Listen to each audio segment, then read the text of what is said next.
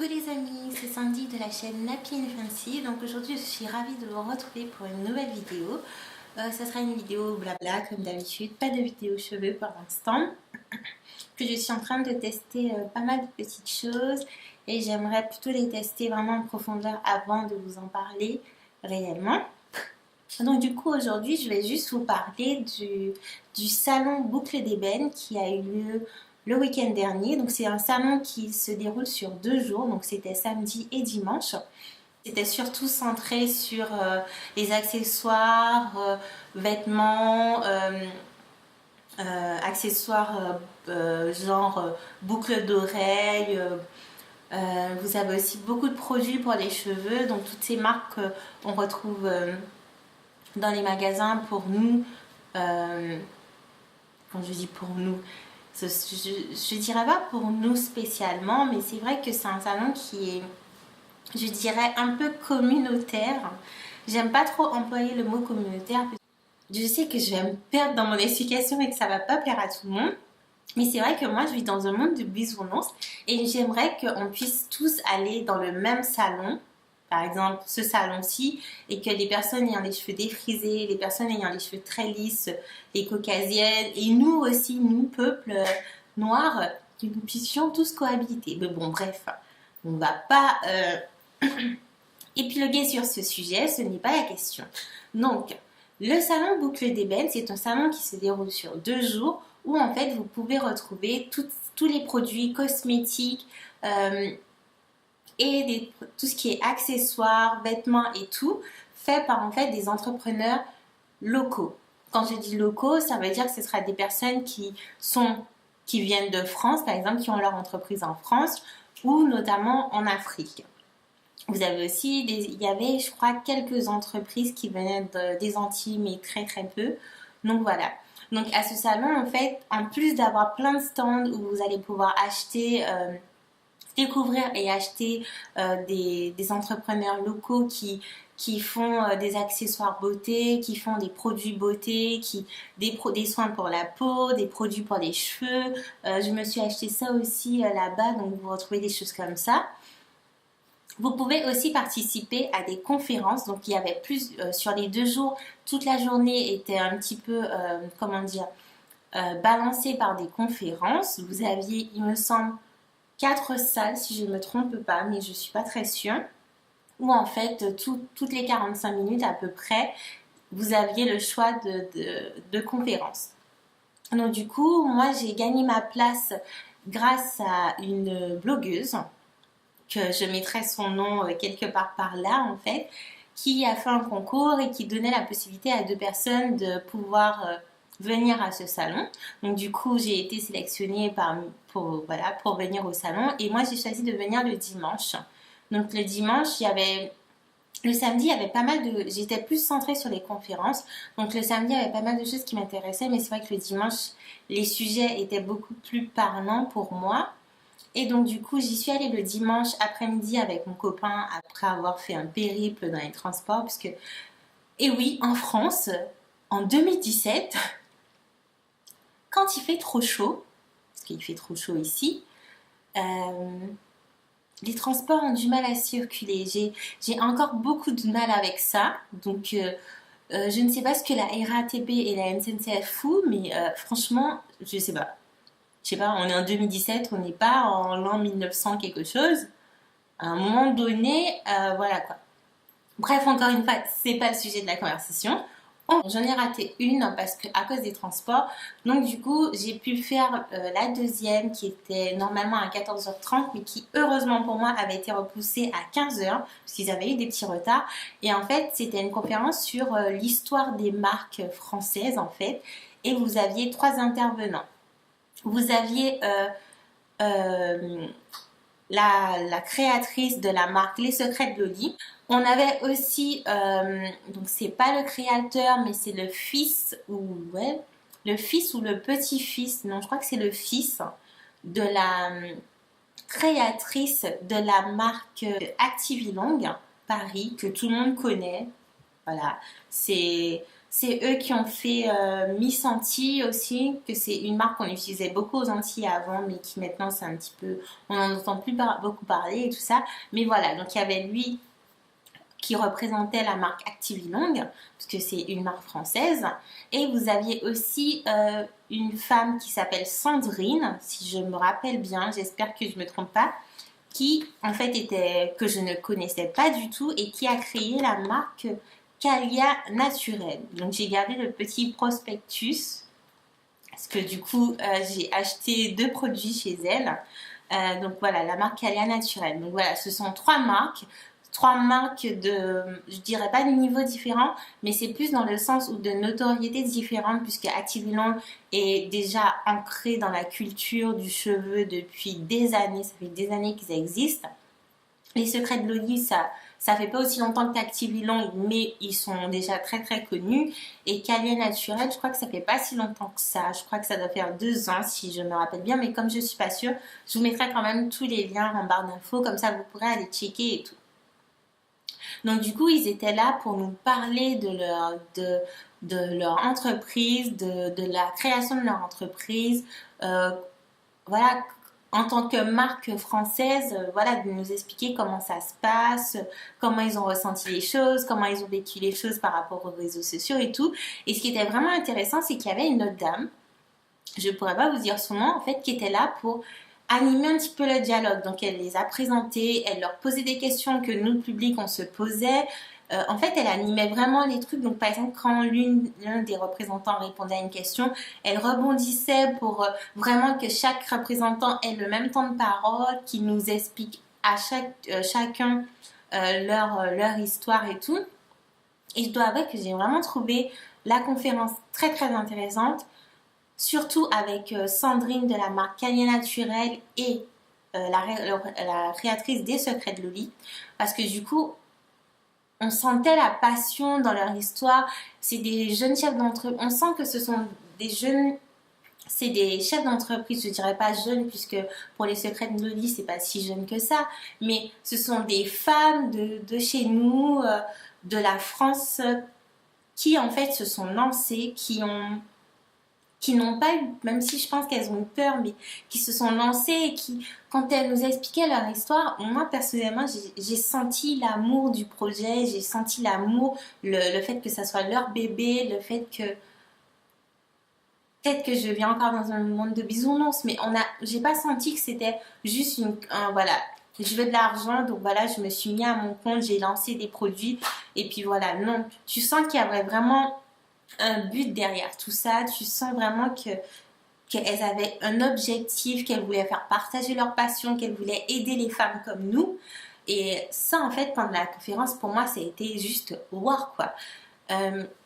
Après, par exemple, pour Activilong, j'ai pas du tout aimé, en fait, quand le représentant parlait. C'est même pas parce que c'est un homme, c'est juste parce que je pense que, voilà, c'est pas lui qui a créé l'entreprise. Donc, comme il disait, c'est sa mère. Il a pas la même passion et dans sa façon de raconter, en fait, il n'y avait rien d'intéressant, rien qui ait fait palpiter mon cœur, ni qui m'ait, en fait, dit « Ouais, quoi, j'aimerais bien être à sa place, en fait. » Non, pas du tout. Alors qu'avec Sandrine de Calia Naturel et surtout les Secrets de Loli, les arguments qu'elle donnait, les explications qu'elle donnait, c'était juste... Mais tu te dis, c'est juste trop vrai et c'était vraiment très profond. Je ne saurais pas vous expliquer et tout ça, mais voilà, j'ai filmé un petit peu, donc j'essaierai d'incorporer ça quelque part. Donc en fait, lorsque j'ai créé ma marque, j'ai acheté donc, des petits produits de différents ingrédients. J'ai fabriqué mes produits avec et j'ai fait mes prix sur cette base. La marque, quand elle a commencé à se faire connaître, donc au début, on en vivait parfaitement bien. On avait une marge qu'on a qualifiée d'acceptable et à la fois pour le client pour que ce soit quand même accessible par rapport en fait, au rapport qualité-prix. 98% d'ingrédients et je ne parle pas d'eau dans un produit, ça a un coût. Et ça, une fois que la cliente en fait, utilise le produit et voit qu'elle a un rendu et un bénéfice tout de suite sur ses cheveux, elle ne se pose pas de questions en termes de prix. Si le prix n'est pas exagéré, si le prix est raisonnable pour la qualité du produit, ça les clientes, elles vont bien persuader. Par contre, comme il y avait une forte demande, on a commencé à fabriquer un peu plus. Donc là, on fabrique un peu plus, on achète de la matière première un peu moins chère. Là, ça va toujours.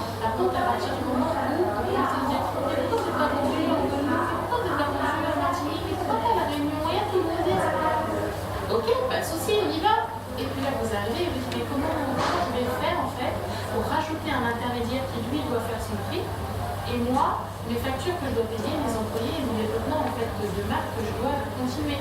Parce que c'est la question en fait qui fait que soit vous sautez une étape, soit finalement vous décidez d'être uniquement votre propre vendeur en fait et de rester dans votre boutique sur internet.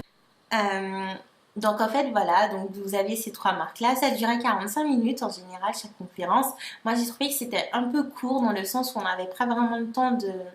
Parce qu'au début, avant qu'on pose des questions, ils parlent en fait, ils expliquent leur sujet et tout, et c'est vrai que en fait en 45 minutes ça passe hyper vite, donc du coup t'as pas vraiment le temps de pouvoir poser toutes les questions, et comme après ils enchaînent avec d'autres conférences, il y a d'autres conférences derrière et que comme ce sont les représentants, ils doivent retourner sur leur stand, tu peux pas forcément leur poser toutes les questions que tu veux, et c'est vrai que ça m'a un petit peu frustrée parce que j'avais pas mal de questions pour les secrets de Loli et pour la jeune femme de Calia Naturel, mais une fois arrivée sur les stands, je me voyais pas en fait continuer de leur poser des questions qui devaient être posées à la conférence, tout simplement parce qu'elles avaient des clientes et que voilà, le temps était over et que c'est...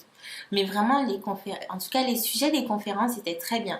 Vous aviez des sujets de conférences sur tout ce qui est l'entretien du cheveu. Donc, vous en aviez plusieurs, en fait, de différentes, des coiffures, des sujets sur comment faire pousser ses cheveux, comment hydrater ses cheveux et tout. Donc, vous avez vraiment diverses conférences que vous pouviez choisir comme vous vouliez. Et vous aviez des conférences plus centrées sur l'entrepreneuriat, en fait. Et ça, pour moi, voilà, c'était ce qui m'intéressait beaucoup plus. Ensuite, à 17h, j'ai participé à une deuxième conférence qui était plus une conférence sur le business afro, en fait, toutes les possibilités, toutes les choses qu'on ne pense pas forcément, mais qui sont là, et que vraiment, il y a un business derrière tout ça, derrière l'afro, en fait.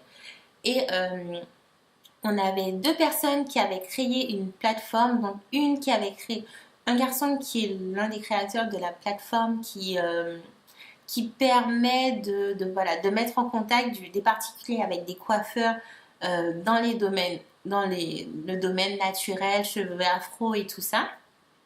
Vous aviez un autre garçon qui était l'un des créateurs d'une plateforme, je crois que c'est Afrique Créa, mais je suis plus sûre.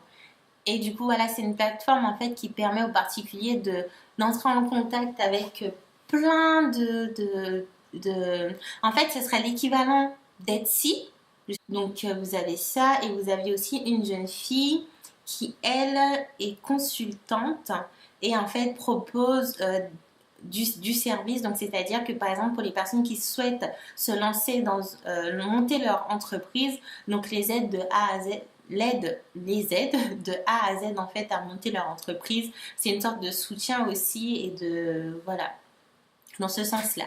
Donc cette conférence aussi était vraiment, vraiment très intéressante. Par contre, à cette conférence, même si à ma première conférence, ça m'avait énormément mis dans l'ambiance, je me suis dit oui, c'est bon, j'ai mon projet, je vais me lancer et tout. La deuxième conférence, j'ai trop kiffé, mais ça m'a dit non, stop, ça me dit tu te calmes, tu ne vas pas lancer ton projet, tu n'as pas le bon projet. Donc du coup, c'est vraiment intéressant dans le sens où ce sont des personnes qui, eux, se sont lancées, qui sont dans le business. En fait, c'était bien d'avoir leur avis, en fait, leur opinion, et ils disent des choses vraies dans le sens où, par exemple, il y en avait un qui disait que oui, il a commencé avec son meilleur ami, si j'ai bien compris, et qu'en fait, à un moment donné, il a été obligé de jarter son meilleur ami, si je puis dire. Dans le sens où, voilà, business is business, comme on dit. Moi aussi, j'ai mon entreprise, donc c'est pour ça que je réfléchirais à 2 fois avant d'inclure une amie ou avant d'inclure quelqu'un de ma famille.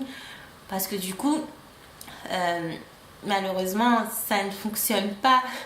C'est rare que ça fonctionne réellement, sauf si vos amis et votre famille savent faire la part des choses et qu'ils sachent faire passer quand je dis le bonheur, mais c'est vraiment qu'ils aient le même objectif que vous dans l'entreprise et que voilà, que quand c'est l'entreprise, après quand c'est la famille, mais qu'on puisse pas mélanger les deux. Donc voici le fait qu'il disait que voilà, quand on se lance, il faut se lancer, il faut pas regarder en arrière. On a souvent tendance à se dire oui, quelles sont les démarches à faire pour se lancer, pour monter son entreprise. On nous parle souvent de business plan, de tout ça, mais eux clairement ils nous ont dit nous on les a pas fait. On n'a pas fait de business plan, on s'est lancé. Certes, ils ont analysé la concurrence de leur façon, voir sur quel marché ils pouvaient se positionner et tout. Mais ils n'ont pas fait 10 000 ans, ni 6 mois, ni 1 an à se dire est-ce que je me lance, est-ce que je me lance pas. Le business plan, il faut que je le fasse, il faut que j'avance dessus. Non. Il nous disait clairement, lancez-vous, réfléchissez pas à ces bêtises, lancez-vous parce qu'en réfléchissant trop à ces bêtises, en fait, vous n'allez jamais vous lancer. Il y aura toujours quelque chose qui va vous pousser en arrière pour vous dire non, finalement je peux pas aller sur ça parce que ça risque pas de marcher ou parce qu'il y a trop de personnes ou blablabla. Bref, donc il y avait ça. Et le troisième truc, c'est moi qui m'a vraiment ralenti, c'est qu'il disait il faut vraiment être prêt à se dire que vous n'allez pas vous verser de salaire tout de suite. Je suis consciente que quand on monte une entreprise, tu ne peux pas forcément te verser de salaire tout de suite. Ça, c'est ok, mais je me vois pas ne pas avoir de salaire au bout d'1 an, 1 an et demi. Tout simplement parce que j'ai un loyer à payer, parce que voilà, j'ai mes impôts à payer, j'ai encore mon crédit étudiant à payer et tout ça. Et je me dis que dans 2 ans, j'aurai bientôt 30 ans. Je sais pas, moi, dans 2 ans, même si j'aurai 30 ans, j'aimerais bien être stable, me dire que je peux me payer des choses. Dans tout ça, je souhaite pas être riche et tout ça. Non, moi, tout ce que je veux, c'est pouvoir me dire, Sandy, t'as envie de partir dans 6 mois, je sais pas moi, à Cuba, tu pars dans 6 mois à Cuba, tu travailles pendant 6 mois, tu mets ton argent de côté, tu pars dans 6 mois à Cuba. T'as envie de lancer un nouveau truc, tu lances, t'as les moyens de lancer, tu lances. Après, si ça se casse la gueule, tu vas essayer de récupérer de l'argent à droite, à gauche, dans le sens où tu vas fonctionner avec d'autres produits que tu as qui fonctionnent bien. Mais non pas que je dois me dire je ne peux pas me payer de loyer, je ne peux pas me payer de salaire. Donc ça veut dire que mon loyer, je ne sais pas comment je vais le payer. Je vais devoir peut-être encore demander de l'argent à ma famille. Ça veut dire que je vais rester pendant plus d'1 an au même endroit, sans bouger, sans me faire plaisir, à me restreindre et tout.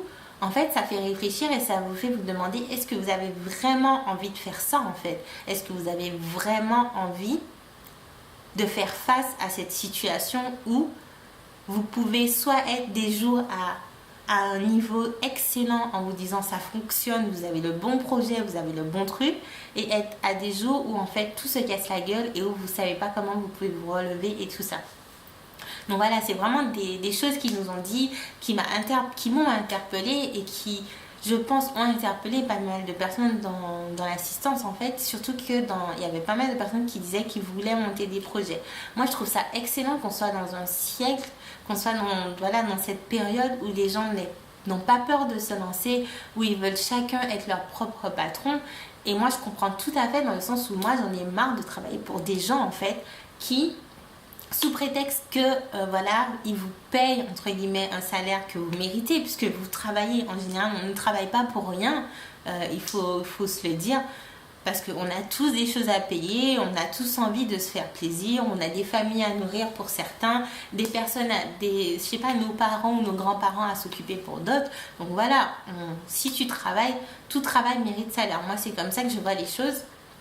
Donc, moi, mais personnellement, j'en ai marre de travailler pour des gens qui, parce que ils vous payent, s'autorisent des choses en vous traitant comme si vous étiez de la merde, ou en vous manquant de respect, ou parce que vous n'avez pas le même niveau hiérarchique que dans l'entreprise, entre guillemets, se permettent de passer votre temps à vous rabaisser, ou il y a des personnes qui, parce qu'ils sont mal huilés ce jour-là, vont vous faire vivre en enfer alors que c'est pas vos amis, c'est pas votre famille, que vous êtes juste collègues mais qui vont se permettre des choses comme ça.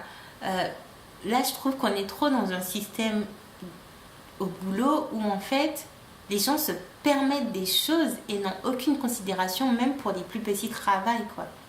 Donc moi personnellement, clairement, moi ça me fatigue. J'ai pas du tout envie de continuer à travailler dans des conditions comme ça.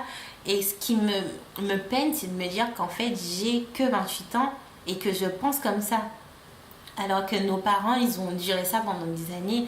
Je sais pas si du temps de mes parents et de mes grands-parents, ils ont ressenti à mon âge ce que moi je ressens actuellement. Surtout que ma mère et mes grands-parents, ben, ils ont travaillé très très très très jeunes. Surtout mes grands-parents.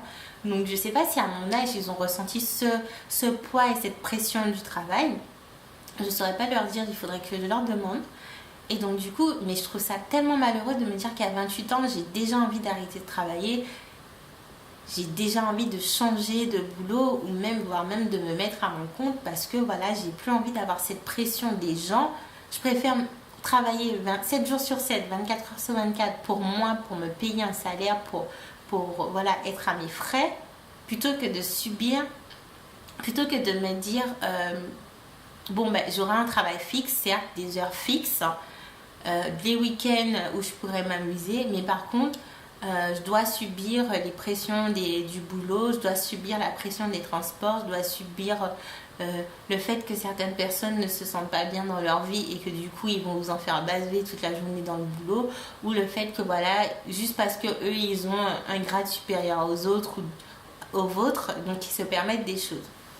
Donc voilà, c'est plein de petites choses comme ça qui moi me poussent à me dire que voilà, j'ai envie de monter mon entreprise, d'être entreprenante, voilà. Et ces deux conférences là m'ont boosté quand je les écoutais parler. J'avais une sorte de montée en moi d'idées, de trucs, et en même temps à la dernière conférence je me suis dit que non, il faut que je me calme, que je réfléchisse vraiment posément à ce que j'ai vraiment envie de faire, et que voilà, que je me lance pas juste pour me lancer parce que j'ai envie d'arrêter de bosser pour des patrons. Le salon de Boucle d'Ébène, c'est un salon que j'ai surkiffé. C'est la première fois que j'y assistais réellement pour voir tout ce qui se passait, parce que j'y ai assisté une fois il y a 2 ans à peu près, donc comme je le disais au début, et c'était pour travailler en fait, pour conseiller et encaisser, du moins, pour conseiller sur le stand des secrets de Loli. Donc du coup, j'avais pas pu assister aux conférences, j'avais pas pu voir tout ce qui se passait autour.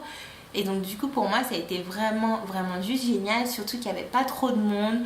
On pouvait marcher aisément autour de chaque stand. Je me suis arrêtée du coup sur le stand Calia Naturel, donc dont la créatrice était à la première conférence dont je vous ai parlé. Et du coup, elle a beaucoup parlé avec nous et j'ai adoré. Et je me suis rendu compte qu'en fait, je ne connaissais pas toutes les marques françaises qui existent pour les cheveux, pour entretenir les cheveux par exemple, et même pour les accessoires capillaires ou les vêtements et tout. Et ça m'a beaucoup peiné dans le sens où moi je suis quelqu'un qui, si nos producteurs locaux font des choses qui me plaisent, pourquoi est-ce que j'irais chercher ailleurs, donc aux États-Unis ou je sais pas, à Londres ou en Asie ou autre, alors qu'on a des choses ici qui sont tout aussi bien.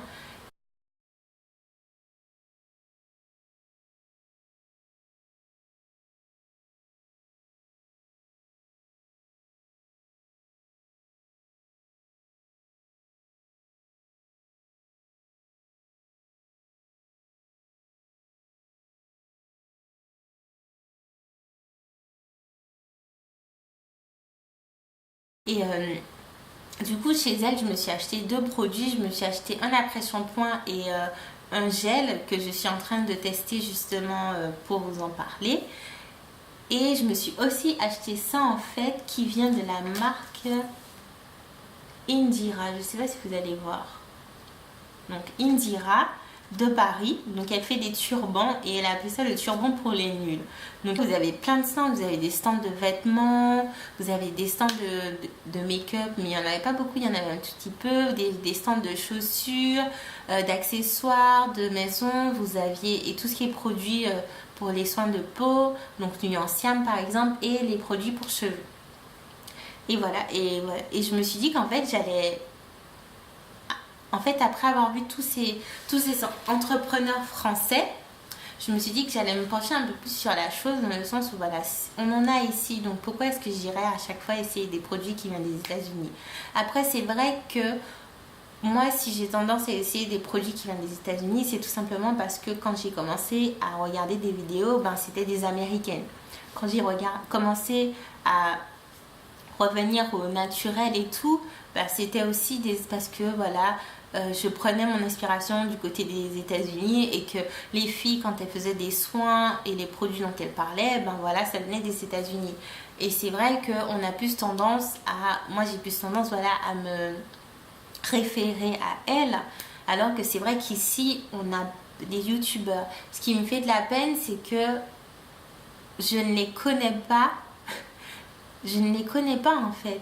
J'en connais 2 ou 3 parce que voilà, que j'ai pioché dans la liste de la youtubeuse Amso Créole. Mais c'est vrai que je ne connais pas nos youtubeurs français. Quand je dis nos youtubeurs français, je ne parle pas de tous ces youtubeurs, par exemple, que vous connaissez, genre Sananas et tout ça. Non, moi je vous parle de nos youtubeurs noirs, nos youtubeurs de la communauté noire. Et ça me peine vraiment de ne pas les connaître parce que je pense qu'ils et elles font des choses très très bien et que je pense que je pourrais prendre des idées, quand je dis des idées, mais des idées pour entretenir mes cheveux chez elles. Les seules youtubeuses noires que je connaisse, c'est Petit Bout de Soleil. Et je la connais, je sais même pas comment je peux la connaître, je la connais dans le sens où je la regarde en fait sur YouTube. Parce que du coup, je l'avais déjà vue quand j'étais en Martinique. Elle était au lycée à Trinité, si je ne me trompe pas. Et c'est comme ça que j'ai entendu parler d'elle. Soline, ce Pretty Muus, je ne sais pas comment on prononce, mais Soline, que vous connaissez toutes et tous, je pense, qui est martiniquaise. Amso Créole, parce que voilà, je l'ai découverte sur... la première fois que je l'ai rencontrée, c'était justement à un meet-up avec Soline. Et du coup, c'est là qu'on s'est parlé et tout ça. Et c'est comme ça que voilà, on a commencé à se suivre, entre guillemets, mutuellement. Même si je la suivais déjà, il me semble, avant. Et en fait, voilà, c'est les seules youtubeuses. Ah, et le truc, c'est que j'ai pas son nom. Il y a la blogueuse d'Anti Curl. Donc, c'est grâce à elle que j'ai eu la place pour le salon Boucle d'ébène. Et il y a, je sais plus comment elle s'appelle. Il y a une autre youtubeuse aussi, mais je vous mettrai son nom en barre d'informations. Je sais plus comment elle s'appelle, mais elle a sorti un livre sur les cheveux crépus et tout ça, qui justement était présent sur le stand Activilon. Et où en fait elle faisait, si j'ai bien compris, des dédicaces et tout ça, et la vente de son livre. Donc, je crois qu'elles sont 5, je connais que 5 youtubeuses noires. Et encore, Danty Curl, elle n'est pas youtubeuse, elle est blogueuse. Donc, moi, ça me pèse beaucoup parce que je me dis qu'en fait, on met pas assez notre communauté en avant. Même si moi, je suis pas trop dans le sens communautaire et tout ça, que j'aime bien ces mélanges. Moi, franchement, les youtubeuses américaines que je regarde, elles sont différentes. Je regarde des youtubeuses noires, je regarde des youtubeuses blanches, je m'arrête pas à la couleur de peau, je regarde de tout. Voilà, ça c'est pas quelque chose qui m'arrête. Et c'est vrai que je trouve que nous, par exemple, la communauté noire sur YouTube, elle n'est pas du tout assez mise en avant. Je vais prendre un exemple tout bête qui n'est peut-être pas parlant, mais aujourd'hui, par exemple, il y a le Get Beauty. Je ne sais pas si vous savez ce que c'est. Donc, c'est un salon qui réunit tous les youtubeurs qui sont très connus sur le web et tout ça. Et malheureusement, la communauté noire n'est pas représentée. Il y a Julicius, mais c'est parce qu'elle a son stand. Julicius, je ne sais pas qui d'autre vous allez pouvoir trouver dans notre communauté noire qui sera au Get Beauty. Et ça, je trouve ça vraiment malheureux en fait, parce que je pense que nos youtubeuses aussi font en tout cas de la communauté noire, même si je les connais pas, Mais je vois des fois des choses qui circulent sur Instagram et tout ça. Et Amso Créole, elle fait souvent des partages des youtubeuses qu'elle suit et tout ça. Et je trouve qu'elle, des fois, je vais jeter un coup d'œil et je trouve qu'elle fait que ces filles-là font des choses vraiment très bien. Et elles ont une communauté assez importante aussi. Donc pourquoi elles aussi, elles ne seraient pas assez mises en avant dans certains événements. Après, moi, je sais pas si c'est parce qu'elles sont invitées mais qu'elles y vont pas, donc ça, je pourrais pas polémiquer dessus et j'ai pas envie non plus de polémiquer dessus. Mais c'est un petit peu dommage, je trouve. Donc voilà. Et je remercie beaucoup Danty Kern. Je vous mettrai son Instagram et son blog en barre d'informations. De m'avoir permis d'aller à ce salon qui était vraiment vraiment très bien. J'y suis ressortie avec plein d'idées et encore plus motivée par le fait que j'ai envie voilà, d'entreprendre, d'être entreprenante et de monter mon entreprise. Et je pense que des salons comme ça, il devrait en avoir beaucoup plus souvent. Et la semaine prochaine, il y a la NHA. Donc si jamais vous êtes à la NHA, mettez-moi un petit commentaire. Hein.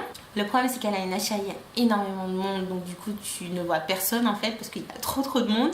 Donc moi, je suis un petit peu sceptique à l'idée d'y aller. Mais comme j'y vais avec 2 de mes copines qui, elles, voulaient vraiment y aller, je me suis dit, bon allez, j'y vais encore une fois. Mais je pense que ça sera ma dernière fois à la NHA parce que c'est bien puisque ça devient de plus en plus grand et tout.